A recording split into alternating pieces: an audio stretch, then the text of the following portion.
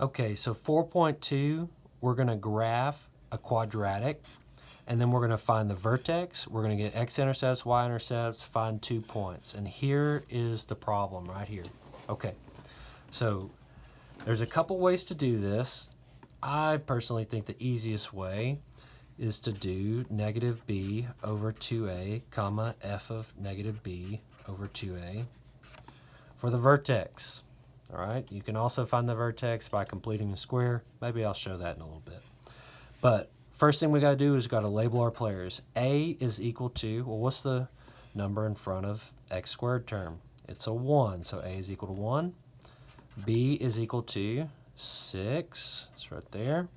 And C is equal to 7. We don't really care about C, but I like to do it just to make sure you know who all the players are.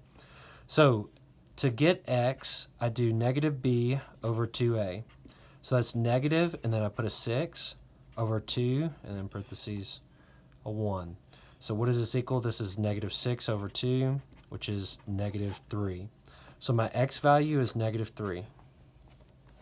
All right, now to get the y value, what am I going to do? Well, I'm going to take negative 3, and I plug it in everywhere I see an x. So f of negative 3, this is negative 3 squared plus 6 times negative 3 plus 7. So negative negative makes a positive. That's 9 minus 18 plus 7. So 9 and 7, that's 16. Minus 18, that's negative 2. So the y value, f of negative 3, is equal to negative 2 here. All right, if you were going to do this using the complete the square method, the complete the square method looks like this. I literally take half the b term, so half the b term, 3, and then I square it. 3 squared is 9. So how does this work? I'm going to add in 9, but if I add it in, that half it, square it, then I also have to subtract it away to keep it the same equation. All right? So the same function as long as I add and subtract the same thing. That's what I did right here. Okay? So what happens to this piece right here? This actually factors to x plus, well, where's that term right there? Whenever I halved it, that tells me what's there. It's a positive 3. I put a positive 3 right here. And then quantity squared. Now I need to collect these over here. Negative 9 and 7 makes negative 2. So my function now is in vertex form, which this tells me I go to the right or to the left. Remember, it's the opposite of what you might think because it's actually x minus a minus 3. So this is moving to the left 3, and then we go up or we go down. With a negative 2, I'm going to go down 2. Okay? So left 3, down 2, that gives me a negative 3, comma, negative 2 vertex. That's my vertex. Okay, so x-intercepts. I'm running out of room here. For an x-intercept, I have to set y equal to 0. Y is f of x. So I have 0 equals x squared plus 6x plus 7. Okay. Well, that's unfortunate because that is not going to factor. All right, 7 times 1, that adds up. That's not going to work.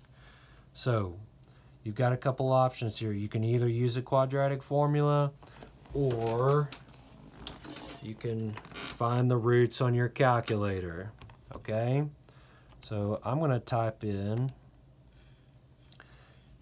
let's see, x squared plus 6x plus 7, enter. And I'm going to go to graph. Okay, I'm going to hit second, calculate.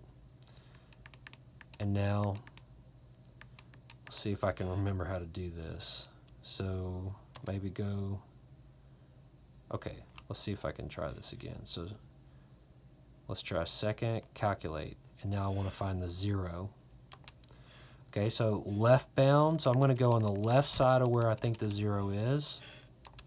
And then it says right bound, so I go over to the right side of where I think 0 is. And it says guess. Who in the world would want to guess? Let's just hit enter, and we get this solution here. So I have an x-intercept, so I have x equal negative 4.41. Okay, and now let's do it again. So second, calculate, find the 0. I'm going to get on the left side, and then I'm going to go on the right side of the second root. Guess, no. I'm just going to have it do it for me. I get x equal negative 1.59. Okay?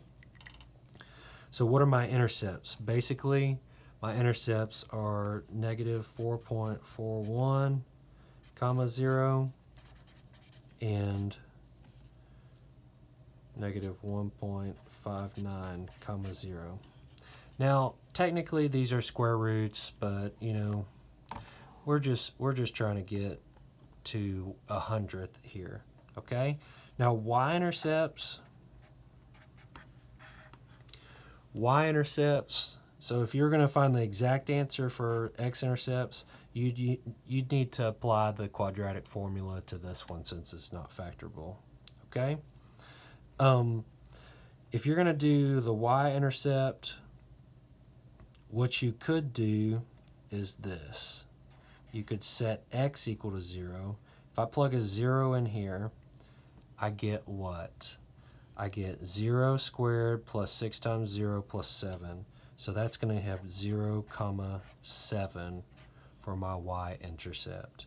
If x equals 0, this is 0 squared plus 6 times 0 plus 7, which is just equal to 7.